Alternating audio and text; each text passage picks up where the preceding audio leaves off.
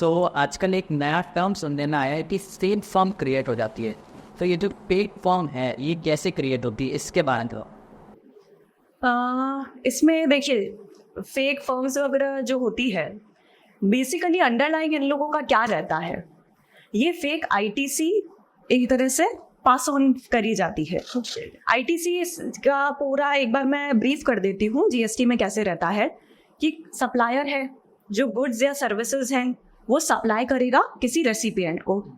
जो भी गुड्स या सर्विसेज सप्लाई कर रहा है उसके अगेंस्ट उसको इनवॉइस देना होगा। वो एक डॉक्यूमेंट है जिसके बेसिस पे आईटीसी रेसिपिएंट लेता है। अब रेसिपिएंट को जब वो गुड्स और सर्विसेज रिसीव होते हैं, देन ही इज एलिजिबल कि वो क्रेडिट लेगा, apart from certain other conditions जो उसको सेटिस्फाई करनी होती है, सेक्शन 16 में दी हुई है। अगर कोई फर्म ऐसी है जो कि गुड्स और सर्विसेज तो सप्लाई नहीं करती, लेकिन एक इनवॉइस फाड़ रही है और उस पर जीएसटी चार्ज कर रही है और सामने वाले को सिर्फ इनवॉइस दे रही है, सामने वाला बिना गुड सर्विस रिसीव किए उस इनवॉइसेस पे क्रेडिट ले रहा है। क्रेडिट को क्या कर रहा है, हो सकता है फर्दर सप्लाई कर रहा हो, उसके अगेंस्ट उसको एडजस्ट कर रहा है। तो एक्चुअली गुड्स का कोई भी आना जाना कुछ भी नहीं है, सिर्फ आईटीसी पास ऑन हो रही है और अल्टीमेटली मतलब सप्लाईज के अगेंस्ट एडजस्ट हो रही है, वो पैसा गवर्नमेंट को जा ही नहीं रहा। तो दिस इज फेक आईटीसी। तो काफ़ी इसको सीरियस ऑफेंस जीएसटी में भी माना गया है। इसके काफ़ी सीवियर इम्प्लीकेशंस भी हैं क्योंकि रेवेन्यू को नुकसान है और पेनल्टी दोनों पे लगाई जाती है। सप्लायर जो है 100% पेनल्टी उस पर भी है, रेसिपिएंट जो है 100% पेनल्टी उस पर भी है। 100% ऑफ व्हाट, जो आपने टैक्स अमाउंट या गलत आईटीसी ली है। तो जैसे एक ट्रांजैक्शन की अगर अपन बात करें कि ए सप्लायर है, उसने बिना गुड्स और सर्विसेज सप्लाई किए फेक इनवॉइस दे दिया अपने रेसिपिएंट को, इसने फेक सप्लाई करी, उसने फेक आईटीसी अवेल कर ली है। जब पकड़ में आते हैं 100% पेनल्टी सप्लायर के ऊपर भी लग रही है, 100% पेनल्टी ही रेसिपिएंट के ऊपर भी लगेगी। फिर उसने हो सकता है आगे फर्दर सप्लाई कर दी हो किसी सी, तो वापस इसकी जो सप्लाई है तो बी ने क्या किया, वापस फेक करी है, तो इस पे 100% इधर भी लगेगी। मतलब इनवर्ड पे भी 100% लगे, आउटवर्ड पे भी 100, तो बी पे 200% के इम्प्लीकेशंस आएंगे। Now let's see, C is the ultimate consumer, तो उस पे क्या इम्प्लीकेशन आएगा, पेनल्टी तो उस पर लगेगी। फेक आईटीसी उसने लिए तो पेनल्टी तो लगी, साथ में जो आईटीसी लिए आपको वो भी रिवर्ट करनी है। सो इस तरह का एक पूरा मैकेनिज्म है पकड़ने के लिए इनको। और ये कंसेप्ट होता है फेक आईटीसी का कि बिना उसके आप बोगस आईटीसी से पास ऑन कर रहे हो। और जैसे कि आपने बताया पकड़ में और ये वाली, अगर वो सी वाला है वो मतलब कंज्यूमर निकला, तो मतलब एक ग्राहक टाइप वो निकला, अगर बेच दिया तो वन सी दिया, उसने इनपुट वगैरह नहीं लिया तो फिर ये बी पे ही हो जाएगा सब कुछ, मतलब वो तो पड़ जाएगा एक पूरा आर्ट या हो जाएगा। हाँ, अगर वो मतलब बोनाफाइड है या नहीं है, कि अभी अपन जैसे बात करी कि सी ने भी फेक आईटीसी ली थी, दैट मींस फेक अगर है तो उसने जाओ तो फिर वो चैनल चलता जाएगा, वो बी पे चैनल चलेगा। लेकिन क्या है, ट्रेनिंग तक तो चैनल चलेगा, अल्टीमेट कंज्यूमर पे कभी नहीं जाएगा चैनल, क्योंकि कंज्यूमर तो होना ही नहीं है जब गुड सप्लाई नहीं है। क्योंकि और कंज्यूमर तो क्रेडिट लेता भी नहीं है नॉर्मली, जब तक कि वो इंडस्ट्रियल कंज्यूमर नहीं हो।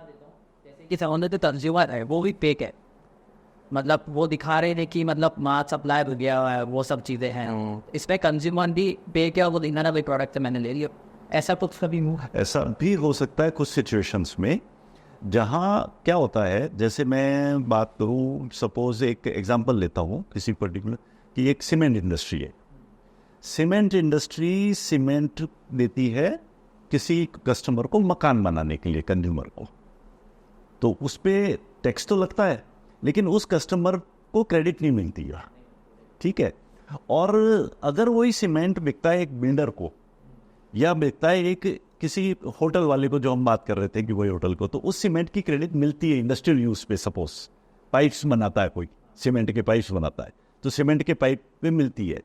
तो कई बार क्या होता है, ये सिचुएशन कैसे राइज हो सकती है कि बिल तो दिया सीमेंट फैक्ट्री ने या सीमेंट के डीलर ने किसी ऐसे व्यक्ति को जिसको क्रेडिट मिलती है, पर माल नहीं दिया, सीमेंट नहीं दिया, और वो सीमेंट किसको दिया, मैंने कंज्यूमर को दिया। तो उस इनवॉइस में मतलब एक तरह से फेक हो सकता है कि कंज्यूमर या तो है ही नहीं, या मैंने केवल क्लैंडस्टाइन उसको दे दिया और सीमेंट फैक्ट्री को दे दिया। तो इस तरीके से भी कई बार फेक आईटीसी का रैकेट चलता है। क्या होता है कि भाई आज एक कंपनी है, ठीक है, अब मेरी कोई रिलेटेड पार्टी है अब उसके पास में कोई टर्नओवर नहीं है, अब उसको बैंक से लोन लेना है सपोज, तब बैंक लिमिट कब देगा, जब आपके पास कोई टर्नओवर हो। तो वो क्या करेंगे, सर्कुलर ट्रेडिंग करेंगे, ए बी को सप्लाई दिखाएगा without any supply of goods और सर्विस, इनवॉइस रेज करेगा, बी सी को कर देगा आगे, तो बी के पास टर्नओवर आ गया, अब टर्नओवर के बेस पे वो लोन ले लेगा, अब सी वापस इसको सप्लाई कर देगा, तो ये सर्कुलर ट्रेडिंग हो गई ए टू बी टू सी। तो ऐसा गवर्नमेंट का ऐसा जिसमें नुकसान नहीं हो, क्योंकि आईटीसी तो अल्टीमेटली इसी में घूमती रही, पर वहाँ पे बैंक से उसको लोन मिल गया। तो वो भी, पर जैसा सर ने बताया कि वो एक तरह से डायरेक्टली अपन उसको फेक की कैटेगरी में नहीं ले जा सकते, क्योंकि वो फेक रजिस्ट्रेशन नहीं, पर that is being done, circular trading भी करते हैं। और जीएसटी आने के बाद क्या हुआ, शुरू में GST registration was very easy, आपने डॉक्यूमेंट्स वहाँ पे अपलोड किए और उसके बाद में ऑटो अप्रूवल से आपको जीएसटी रजिस्ट्रेशन मिल गया। तो ऐसे बहुत सारे रेगुलेट क्रिएट हो गए जो आईटीसी पास ऑन होती रही। तो फिर ये एक बहुत बड़ा ट्रबल क्रिएट हो गया गवर्नमेंट के लिए कि इसको मैनेज कैसे करें। तो उन्होंने काफ़ी सारी डेटा एनालिटिक्स के थ्रू, बिजनेस इंटेलिजेंस के थ्रू उन्होंने सारी चीज़ों को मिनीज को डिटेक्ट करने की कोशिश कर रहे हैं, अभी भी चल रहा है। और अब रजिस्ट्रेशन लेना भी मुश्किल हो गया, उसमें एक्स डॉक्यूमेंट्स में सबमिट करूँगा, मेरे केवाईसी डॉक्यूमेंट्स हो गए, भी आज मेरे को एड्रेस के लिए क्या चाहिए, रेंट एग्रीमेंट चाहिए, रेंट एग्रीमेंट में कहीं से भी बनवा दूंगा, है ना, और बाकी मेरे को इलेक्ट्रिसिटी बिल चाहिए, तो वो सारे मैंने डॉक्यूमेंट्स अपलोड कर दिए। उस टाइम पे फिजिकल वेरिफिकेशन हुआ नहीं, तो आपको रजिस्ट्रेशन मिल गया, रजिस्ट्रेशन आपको मिल गया, फिर सारी चीज़ें तो आप ऑनलाइन फाइलिंग कर लें। आपने GSTR 1 फाइल कर दिया, GSTR 1 फाइल करने के बेस पे क्या, रिसिपेंट को ITC अपने रिफ्लेक्ट हो गई GSTR 2 में, उसने ITC ले ली। मैंने 3B फाइल नहीं करी तो मेरा टैक्स पेमेंट दिखा ही नहीं उसमें। वो बाद में गवर्नमेंट के पकड़ में आया कि 1 वर्सेस 3B का जब हम देखते हैं तो 1 तो फाइल्ड है, पर टैक्स का पेमेंट ही नहीं किया, कुछ जैसे पे काम हो गया सारा इसका, सारा पेपर ट्रांजेक्शन। आज की तारीख में रजिस्ट्रेशन आप अप्लाई करने जाएंगे तो कई बार वो फिजिकल वेरिफिकेशन के लिए भी रिकमेंड कर देते हैं, आधार ऑथेंटिकेशन भी एक मैंडेटरी हो गया, तो थोड़ा सा सख्ती हो गई ताकि एटलीस्ट जो फेक फॉर्म्स है उस सिस्टम से बाहर हो जाए। तो उस पर चल रहा है, काम चल रहा है, काफ़ी सारे जो आप बता रहे हैं रैकेट्स 200 करोड़ 300 करोड़ के, वो रेगुलर बेसिस पे जितनी भी इन्वेस्टिगेशन एजेंसीज हैं वो पूरी चेन को डिटेक्ट करती हैं, और वहाँ पे फिर पिनल इम्प्लीकेशंस भी हैं, इवन अरेस्ट के प्रोविजंस भी हैं, अरेस्ट और पिनल प्रोविजंस भी। और एक गवर्नमेंट के लिए भी ये बड़ा चैलेंज है कि ऐसी फर्म्स को कैसे आइडेंटिफाई करें, क्योंकि फर्म एक आइडेंटिफाई होती है तो उससे हो सकता है 100-50 ट्रांजेक्शन मिलेंगे, कहाँ किए होंगे, तो वो सोर्स आइडेंटिफाई हो गया तो उसने जितने इनवॉइस दिए वहाँ सर्च सर्वे हो करके वो कर सकते हैं, उतना रेवेन्यू लॉस हुआ तो उसको रिकवर कर। सो ये एक बड़ा टास्क है, और ये इस चीज़ से फेक ITC से बहुत गवर्नमेंट लॉस हुआ। सर्कुलर ट्रेडिंग जो बता रहे हैं उससे एक तरह से GST लॉस तो नहीं है, लेकिन फिर भी उसके थ्रू फाइनेंशियल फ्रॉड हो जाते हैं क्योंकि उसको दूसरे बेनिफिट उसने लिए। So it's a very hot issue, और ये कंट्री की नेचुरली इकोनॉमी ख़राब होती है, तो ये बड़ा चैलेंज चल रहा है अभी। इसमें एक चीज़ मैं ऐड ऑन करना चाहूँगा, बेसिकली पहले इनकम टैक्स के अंदर ऐसा कोई फेक इनवॉइसिंग के रिस्पेक्ट में कोई रूल्स नहीं थे। 3 years बैक उन्होंने इसके पेनल्टी प्रोविजंस इंट्रोड्यूस कर दिए, तो इनकम टैक्स एक्ट में सर्कुलर ट्रेडिंग वाला आया तो ये तो पहले भी होता होगा, ये पहले भी हो रहा था। ये गवर्नमेंट को बेसिकली नोटिफाई ज़्यादा कब हुआ, जब वो GST के अंदर इस टाइप के ट्रांजेक्शन रेगुलरली पकड़ में आने लगे, तो उनको याद आया कि अच्छा ये तो इनकम टैक्स में भी होगा। सो इनकम टैक्स में उन्होंने स्पेसिफिकली इसका प्रोविजन डाला और वहाँ पे वर्ड यूज किया फॉल्स इनवॉइसिंग, फेक इनवॉइसिंग की जगह वर्ड चेंज कर दिया फॉल्स इनवॉइसिंग, और 3 टाइम की लिस्टिंग दे दी कि वेदर इनवॉइस है केवल हमारे पास बट एक्चुअली कोई ट्रांजेक्शन हुआ ही नहीं, या जो जिससे हम कह रहे हैं कि हमने रिसीव किया वो प्रेजेंट ही नहीं है, या किसी को हम कह रहे हैं कि हमने उसको दिया और वो भी प्रेजेंट नहीं है, तो ये सारी चीज़ें फॉल्स इनवॉइसिंग में आ जाएगी।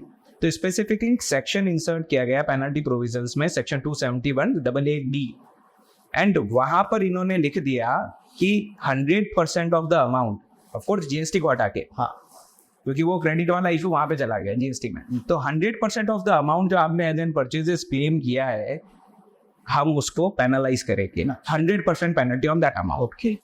प्लस उन्होंने कहा कि जिन परसेंट का इंटेंट है इसके अंदर साथ ही, वो इंटेंट वर्ड यूज इसलिए किया, कैसे निकालेंगे इंटेंट? हाँ सर, इंटेंट ऐसे निकालेंगे कि अगर एक ट्रांजेक्शन हुआ है, मिस्टर A ने मिस्टर B को वो चीज सेल करी है, that is through fake invoicing, false invoicing. तो जब हमने मिस्टर B के ऊपर शुरू करी कार्रवाई, हमको पता पड़ा कि ये गलत है, हाँ, तो इंटेंट तो ए का भी गलत था। अभी हाँ इन्होंने डायरेक्टली ऐसे नहीं बोला कि हम सेलर और परचेजर पे लगाएंगे, उन्होंने कहा जो जो इंटेंट के साथ थे इसमें इंटरेस्टेड पार्टीज थे इसके